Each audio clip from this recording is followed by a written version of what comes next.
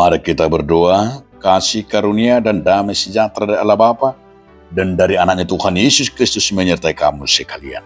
Amin. Shalom Bapak, Ibu, saudara-saudaraku dalam nama Tuhan Yesus Kristus. Mari kita mendengarkan firman Tuhan hari ini, yang tertulis dalam Mazmur 80 ayat yang ke-20. Ya Tuhan Allah semesta alam, pulihkanlah kami. Buatlah wajahmu bersinar, maka kami akan selamat. Ale Jehovah di batas sebaut, sai pasuang mahami, pasihar mabuhim asa maduahami. Demikian firman Tuhan. Judul renungan kita hari ini adalah pemulihan. Yang bisa kita katakan secara umum apa arti pemulihan?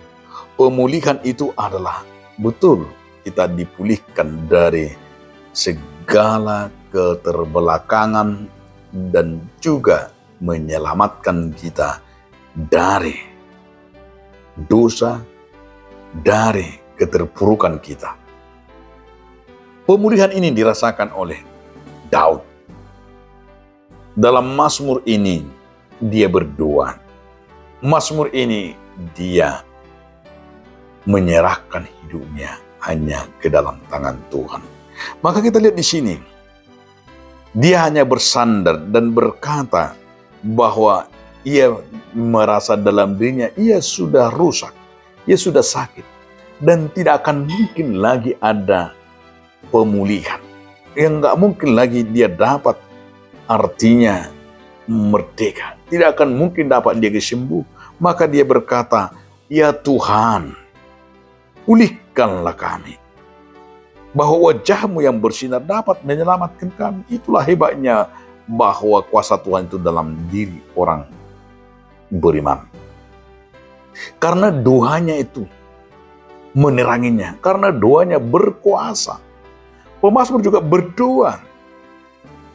Dia berkata dirinya sudah sakit, dirinya sudah rusak.